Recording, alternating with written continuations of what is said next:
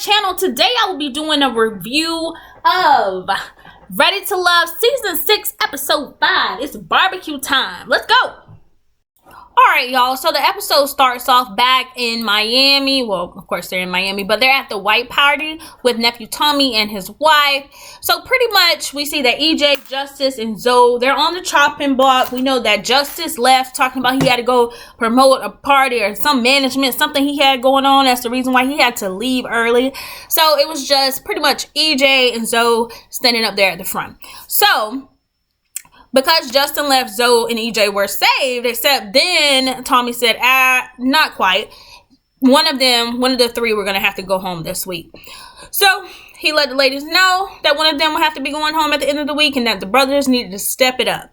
And so afterwards, nephew Tommy, he met up with Justice, Zoe, and EJ to talk about how they were at the bottom of the list and what they needed to do to get from the bottom. So he was telling EJ what the ladies said.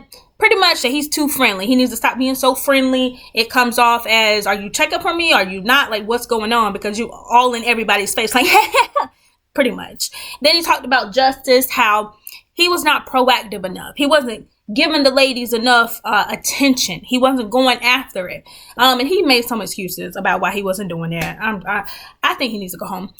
Zoe, he was like, he was holding a lot of things in and not expressing himself well, and that there was a wall there that the ladies couldn't break through to kind of get to know the real Zoe. So out of the three of them, I still feel like Justice, his mind is tapped out. He's like that girl from last season that didn't go on the camping trip but then showed up last minute. I forgot her name, but Justice is not mentally there. I don't know why he's there.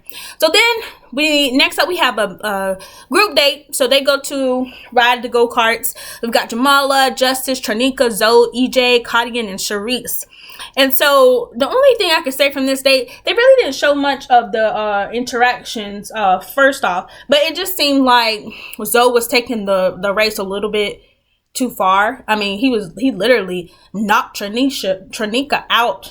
I mean, and she's like, it wasn't an accident. He did it on purpose. Like, fellas, when you take girls on dates, ladies on dates, and it's a go-kart, you have to go easy.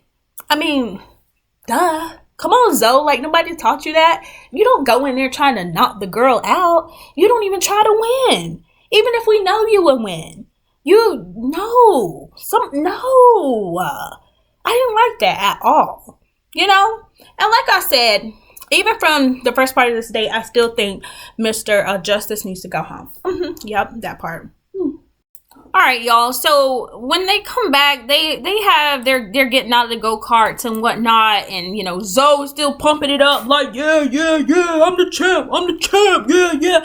And so even some of the guys are like, oh gosh, you know, even EJ was like, okay, Zoe, take it down. You know what I mean? Like, we're around the ladies, like, so he's talking crap to the ladies. He's like, just bring it down, man. So then we have the couples, or the group, kind of split up. So we have Tranika, Kadian, and Justice. They go to the side and have a little chat. And Kadian is like, you know, telling Justice that he's difficult because he's wondering, they're talking about why he was in the bottom.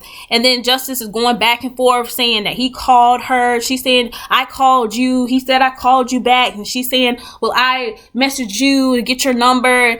And again, it's a no for me for Justice. I mean, they're back and forth. It's just, he don't want to be there. Period. So then they continue to go back and forth about their lack of communication. And at the end of the conversation, Justice is like, can I get a hug? And she's looking at him like, no. And then Justice is going back like, can I get a hug? He's like, why can't I get a hug? And she's like, I don't want to hug you. This is not the point. Like, we're good. And he's like, so I can't get a hug? And she's like, no, sit down. Oh gosh. So then Justice gets into his little confessional, and he's like, if a woman is being mean to you, she likes you. I'm sitting here like, I know he is not. This is not middle school, bro. This is not middle school. This is not high school. No. Okay. Where in the heck? Who has he been dating? Get out of town. That is some old childish stuff, not some grown people stuff. No, ma'am. No, sir. No. Stop it. So then we have Zoe and Sharice. They talk one-on-one, and Sharice asks Zoe, what is his plan to stay in the process? And so, you know, he Zoe starts talking about he's confused about Sharice's intentions. You know, he doesn't know if she's really in the game. And so then they have a hiccup in the communication as well. And Zoe calls Sharice fake and says she's so fake. And I was just like, whoa, like we missed a whole lot. That's the thing about OWN. They chopped this thing up so much. It's like this thing went from 0 to 100 real quick. You know what I mean? Because I'm telling you, Zoe couldn't talk the way he was talking to Sharice. You fake. You fake. You fake as a... No. Because it's like, you don't even know her. Like, why do you have so many... Those emotions are too big. Too soon. You know? You gonna talk to me like that. Oh, no. Too much. Okay? Because if he's that hype right now, what's next? Ooh, child. Alright, so I don't know if Zoe was drunk. I'm not really sure what was going on with him. But honey, it's a no. So then EJ came over to save the day.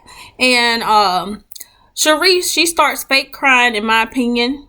Saying, he said he don't want me. And I don't want him. So I just think, I ain't seen one tear. Did y'all see a tear? That was the fakest cry. It's like, I don't know what she gets on her face. Maybe a little bit of Botox, but it just seemed like she was trying to stretch the face to make the crying face. It just wasn't working. I don't believe she was crying over that. Oh my gosh. You known this guy for how long? 2 seconds? Girl, bye. And there goes EJ. He was being all nice again. You know, they said he was too friendly. Here you go.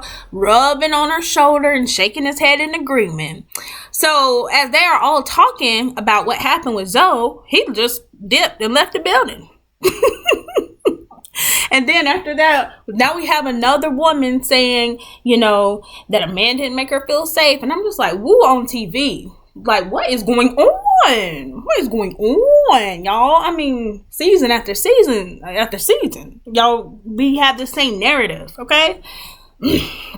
So next, we have Shakira talking to Tommy about things that were shared with the guys from the ladies' lounge. She was very upset and she wanted Tommy to came in so he could try to fix it. So she said that, you know, Kadiam blew her spot up when they were having a conversation where she was trying to get up and leave. Kadiam was like, oh no, come on, because of your background, girl, you probably have some input on this. Come on now. Now, she might have shared more than that, and I'm thinking she had to tell more than that, because it's like, saying your background, I don't think that just insinuates that it was you or what you went through. It could have been something your family member went through or something your friend went through that you knew about and you had knowledge of ways to handle it. So unless they showed something more, which I think they did, if they had, I think they had more to share or things that they cut out. I didn't really see what the big deal was about that. However, okay, I see this in 3 ways. When you get on reality TV, don't tell stuff you don't want somebody else to tell. You know? Come on, like, you're on a reality show. If you don't want it out there, don't put it out there. They can't pull it out of you if you don't give it. Just like Zoe, they were saying he's not opening up. I mean, because that's the route he chose. So you also have to somewhat take some accountability for that. However, I understand how she feels. She feels betrayed by her castmates, and, you know, all in all, it's really sad. It really is. Terrible situation. And then Tommy says that he's going to address this with the ladies. I don't know how he thinks he's going to address this with them, because I feel like they're going to do what they want to do. Yup. All right, so next up we have what looks like another group date. We've got Brandy, Samson, Looney, and Mike. So we've got a double date pretty much. They have a picnic as their group date. Mike and Brandy were getting it on and popping, you know. They definitely have their own vibe there going. I think they'll end up together in the end. I feel like they have like one of the strongest connections out of all of them, to be honest. I thought I would see more relationships start to solidify, but it seems like a lot of them are still kind of like all over the place at this point. I mean, this is episode 5, so, but we'll see. And so because Mike and Brandy were getting it hot and popping, Looney and Samson decided to let Mike and Brandy have their sensual time alone. And so they walked off and had some talks.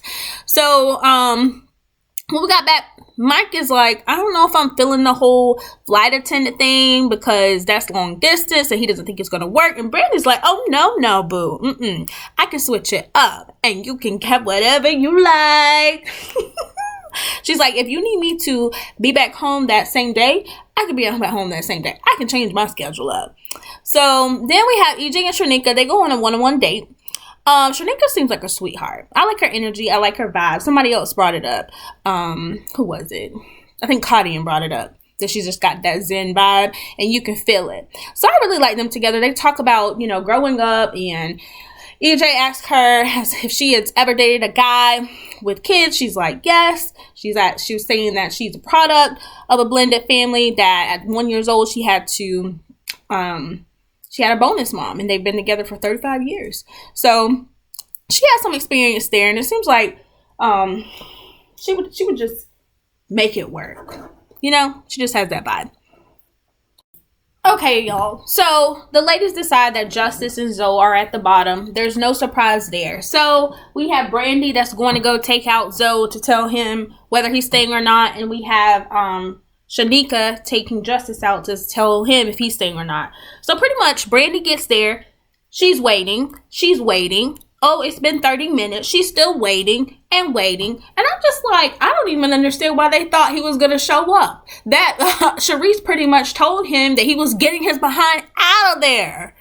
So anyway, he does not show up. So she goes and gets her kebabs and she starts to eat, okay? And gets very annoyed, which she should have been. Back at the restaurant with Shanika and Justice, you know, once again, she's got that very calm. She's so calm, isn't she? He was like, oh, I'm so glad it's you. I know it's going to be a good day. So she has that energy. And basically, she lets Justice know that the ladies feel like, you know, they don't know about you still. They don't feel like they know you. They don't understand your language. And she's like, but I understand your language. And the ladies have decided to give you another chance. And she was very happy about that. So, y'all, that sums it up. Zoe goes home in a midst of a hurricane. He goes home. And Justice, I don't know why, gets another chance to stay. He's still going to get out of there sooner or later. I'm telling y'all. His mind is not in him. So, that wraps up Season 6, Episode 5.